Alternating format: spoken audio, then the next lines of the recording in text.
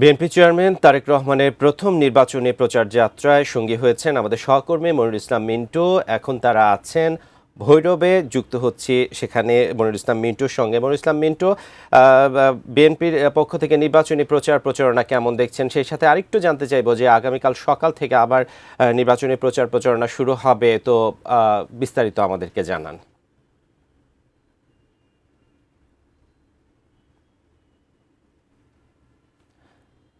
এসে পৌঁছানোর কথা ছিল সন্ধ্যার দিকে, কিন্তু তার যে সূচির এক ধরনের বড় বিপর্যয় ঘটেছে। কারণ আগের যে কর্মসূচিগুলো, সেই কর্মসূচিগুলো শেষ করে তিনি কিন্তু এখনো ভৌরজয় স্টেডিয়াম সেখানে পৌঁছাতে পারেনি। কিন্তু নেতাকর্মী বা সমর্থক বা সাধারণ মানুষ তারা কিন্তু সেই বিকেল থেকে অপেক্ষা করছেন তাদের প্রিয় নেতা তারেক রহমানকে কাছ থেকে দেখার জন্য, তার বক্তব্য শোনার জন্য।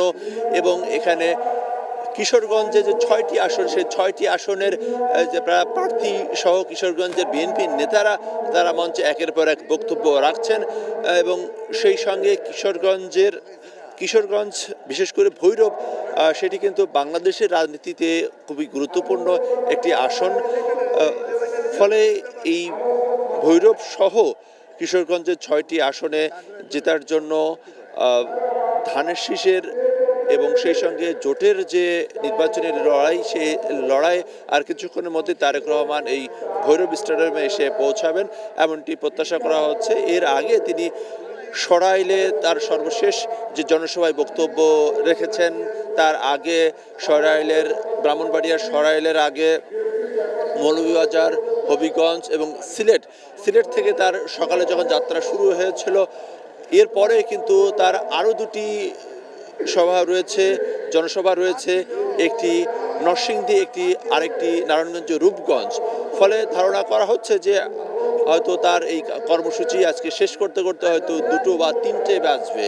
এবং এই বিষয়ে আসলে যারা রাজনীতি করেন তারা 2008 সালে নির্বাচনে খালেদা জিয়ার যে জনসভার কথা অনেকে উল্লেখ করছেন। সেক্ষেত্রে রাত 2টা-3টা পর্যন্ত খালেদা জিয়া সেই সময় তার জনসভা করেছিল। এবং এক্ষেত্রে আজকে প্রথম দিনের যে কর্মসূচিতে তারেক রহমান মোটামুটিভাবে সব জায়গা থেকে 20 থেকে 25 মিনিট পর্যন্ত বক্তব্য রেখেছেন। এবং সেক্ষেত্রে বিএনপি নির্বাচিত হলে তারা কি করবে সেই বিষয়ে ভোটারদেরকে সেই সব বর্ণনা দিয়েছেন। বিশেষ করে ফ্যামিলি কার্ড, কৃষক কার্ড, তরুণদের জন্য কি কর্মসংস্থান করা, সেই সব বিষয়গুলো নিয়ে কথা বলেছেন। পাশাপাশি জামাত ইসলামের প্রতি ইঙ্গিত করে বক্তব্য রেখেছেন।